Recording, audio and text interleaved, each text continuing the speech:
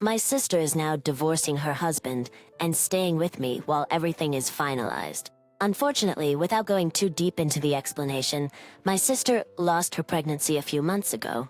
I talked to my wife before this, and I told my sister that I could find her somewhere else to stay if my wife being pregnant was going to be difficult to be around. She said it was fine, and she's been staying with us in the guest bedroom since then. My wife has lately been hyper-fixated on the baby's health. At first, I thought she was thinking about my sister, and did my best to ease her concerns.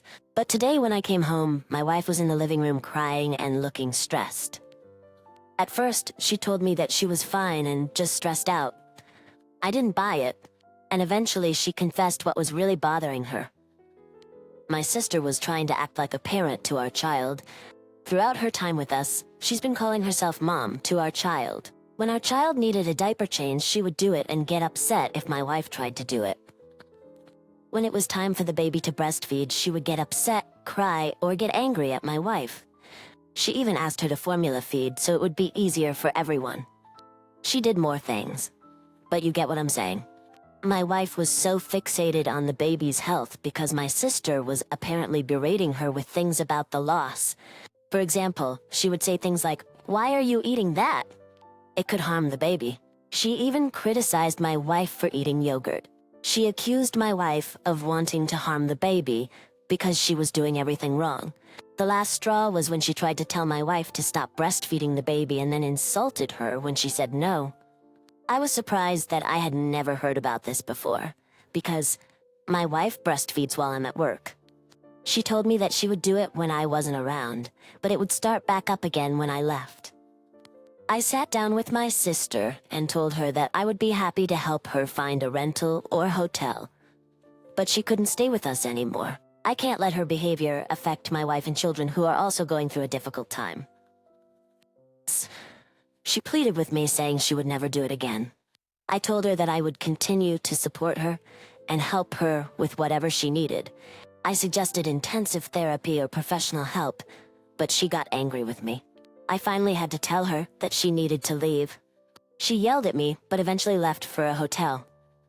Now my whole family is on my case, saying that I'll never understand her loss, and that her behavior is normal. They say she'll never forgive me for being so mean.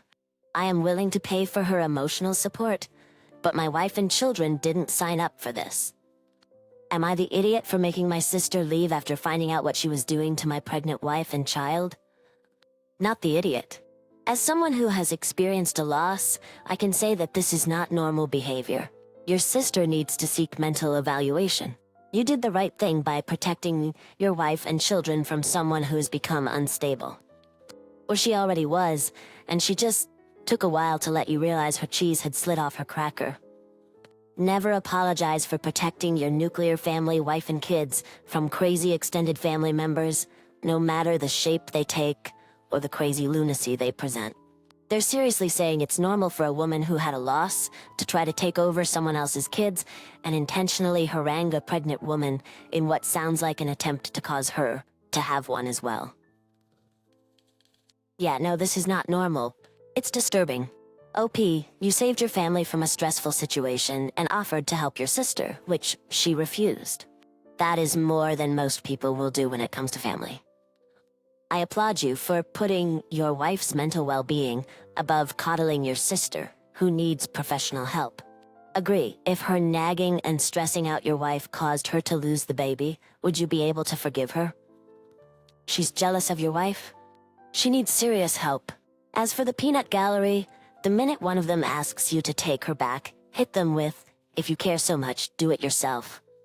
Definitely. If your side of the family is so critical of you protecting your pregnant wife and child, why aren't they coming to your sister's rescue? You should undoubtedly reconsider footing the bill for anything involving your sister. Instead, let your side of the family pitch in. You, your wife, and your child have already paid enough of a price emotionally and monetarily. Stop paying for this vile woman. So, my wedding is coming up at the end of the year, and for months, my mom and stepdad have been on my case about the guest list. My fiancé and I are paying for the wedding. and we already knew who we did and didn't want to add to the guest list before we sat down to our invites.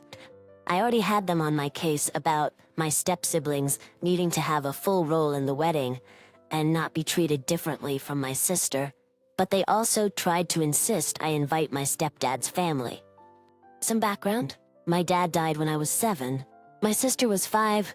His family was always a big part of our lives. Mom's family was never involved. She married stepdad 2 years later, and his family lived pretty scattered, so there wasn't much contact, but they sent stuff occasionally. He had kids ranging from 8 down to 3. We all lived together, and there was drama because out of all of us, my sister and I had an extended family involved in our life who showed up for the school plays and the graduations. They were not involved in my step-siblings' lives. Step-siblings had no actual active grandparents who they saw. Their mom wasn't in the picture either. There was always some pressure added to my sister and me to make sure we loved and saw them as real siblings, so they at least had a solid, strong nuclear family. That didn't happen, though. I love my sister more. I care about my sister more. To me, she's my real sibling, and they are not the same. I already put my foot down that I wasn't going to give my step-siblings roles for the wedding. My sister's my best person, along with my best friend. My fiancé has her sister and brother as her people of honor. That's it. That has been a fight. An even bigger one has been my stepdad's family. My mom said that they're my family too, and that means they deserve an invite. I hardly know those people. They're not important to me. It has been argued that my mom's stepdad and step-siblings would feel more comfortable with their family present, since my dad's side isn't a part of their lives. I argued that it's mine and my fiancé's wedding, and we're not inviting just anyone. After a lot of pressure, I said they could not dictate our guest list unless they wanted to pay for the wedding. I know they can't, so it was never a concern that they would offer. They said I had no right to demand they pay for the wedding.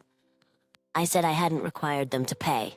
I just pointed out that if they want specific people there, they would need to pay for that. But they can't, and so they need to let it go. They called me rude and said I was using my wedding as a weapon to hurt them. They also called me entitled. Am I the idiot? Not the idiot. Stick to your guns. Tell your mom that if she keeps bothering you about this, then she could consider herself and your step-siblings and stepdad uninvited. This is your day, your fiancé's day, not your mom or step-family's day. So Mom, you think I'm entitled? You are so right, like every bride. I am entitled to my wedding being what I want it to be, not what others tell me that they want it to be. Screw these narcissistic parents. You did the right thing by giving them a choice. Do you want to add some random people to the guest list? Pay for them. Not willing to pay? Then that's their choice. I'm sorry if you or anyone else is unhappy with that. However, in this situation, the only one entitled to make these decisions is the bride and fiancé. My friends and I embrace the motto, "You want it in my wedding. You pay for it," when we planned ours. I have a sister-in-law who kept giving expensive and stupid ideas, so I told her to pay for them. My brother wanted me to do some stupid release of birds, so I told him to pay for it. My dad wanted a bar tab, so I told him to pay for it. My dad was the only one who got his input allowed because he paid for the bar tab. I, a 21-year-old female, celebrated my birthday this past Saturday. My parents, a 52-year-old female and a 53-year-old male, insisted, as they do every year, that they take me out for dinner.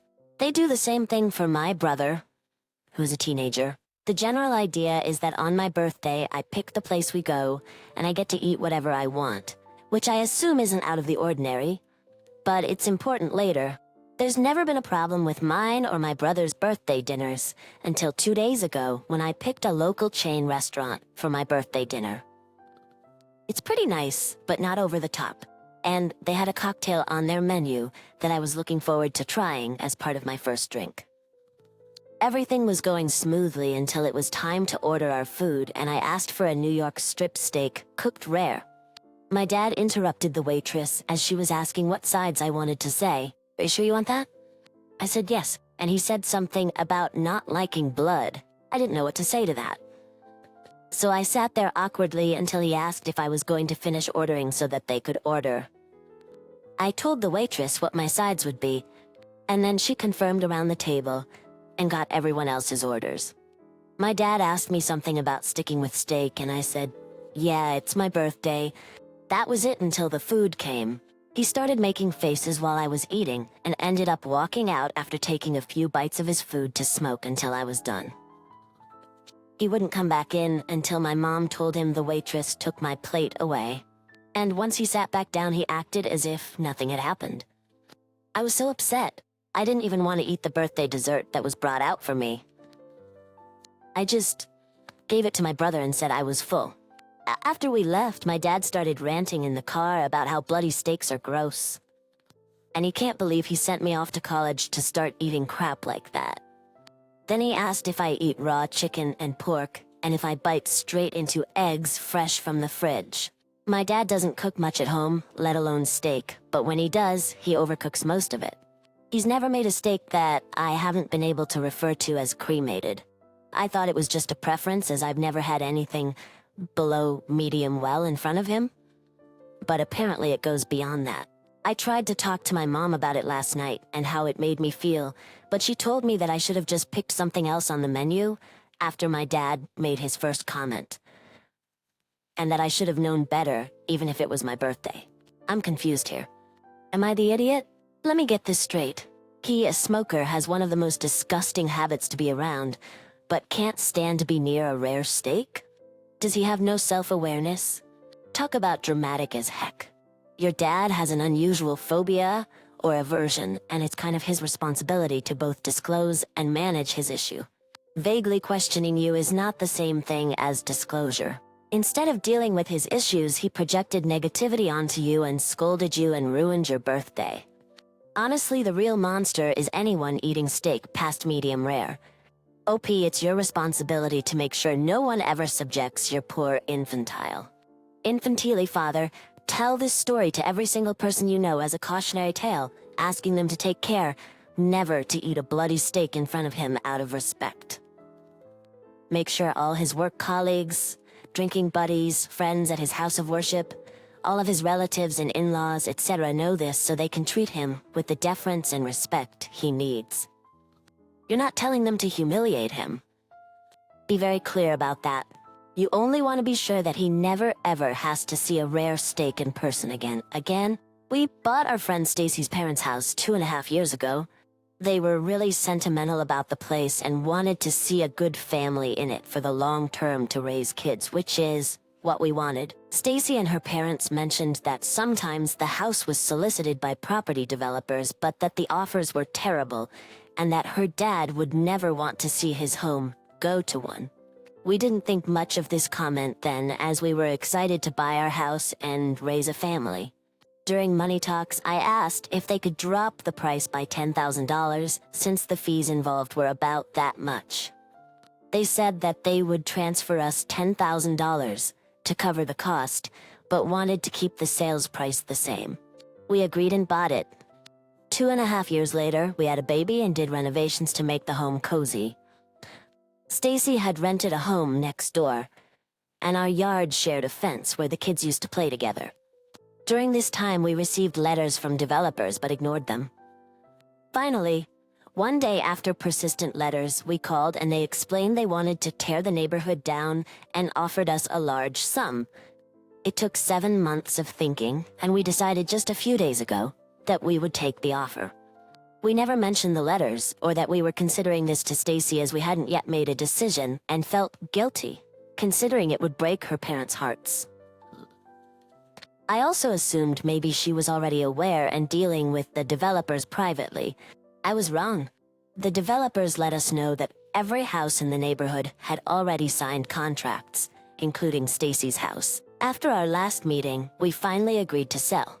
The agency asked us if we could talk to Stacy, since she is our friend, and explained that they were ready to give her a lump sum and help her relocate if she vacated within their time frame, 1 to 2 years, instead of waiting until her contract ran out, naturally. 3 years. Immediately, I told Stacy, "We think we're going to sign and sell the house, and they want me to tell you blah blah blah." She lost her mind. First, she was interested in the lump sum, then she asked how much we were getting. She went off on guesses and started sobbing, cursing, talking about disgusting capitalist gentrification and how she has ethics, etc. She then sent guilt-tripping texts about how gross, money-hungry people are, how her parents paid the fees for her house and that the house is meant to raise a family in. She also says she would never do this to me because she's a single mom with kids, and I'm kicking her out of her stable home. I told her I cared about her and her feelings, but to stop sending mean texts, and that I would be happy to meet in person to talk more. She said that she'd fight tooth and nail to prevent this from happening, and screw the developers. She also feels betrayed that she was in the dark for months, and offended that I did the developers' dirty work for them. Am I a money-hungry idiot that's destroying her life? At it, before I began going to banks, Stacy told me her parents would sell it to me for $100. After I learned that I had been approved for $175K, I told Stacy this. They then told me the price was $145K. When they sold the house, they omitted some facts. The front yard connected to our house belongs to the city. They failed to mention that there was a termite problem in the basement. They also told me the attic was all set up and ready to convert into a livable space. And I believed them. However, after we bought the house, several contractors said it wasn't up to code. You are the idiot. You lied by omission and kept her in the dark, knowing how attached Stacy and her family were to their home. It's known as backstabbing. A decent person would have been honest, and at the very least, let her know what your intentions were. You had 7 months to do the right thing. Also, you can't possibly be this obtuse. Your post language is just blame shifting. Stacy didn't lose her mind. She had a valid emotional reaction to your backstabbing. You are the idiot. You gave in to the greedy developers after you said you wouldn't. You also pretty much scammed them out of $10,000. OP backstabbed her friend and their family. Was the money worth losing a friend? But it's OP's house. It stopped being OP's friend's family house when the house was sold to OP. Why should the previous owner have any say in what happens to it now? You don't get to sell something to somebody and then insist they keep it forever, even if you want them to. Reading from the edits OP made, they were sold the house with a lot of BS thrown in. The family lied on multiple occasions and omitted important information, like the front yard being owned by the city, which means no gardening or customization in any way, etc. They could actually take the family to court based on the attic alone. Selling the house is a good idea. Stacy and her family can and need to get over it. OP is not the idiot. Now, you can't afford this house, and it doesn't have enough space for your growing family. If they wanted you to be loyal to them, they shouldn't have treated you poorly.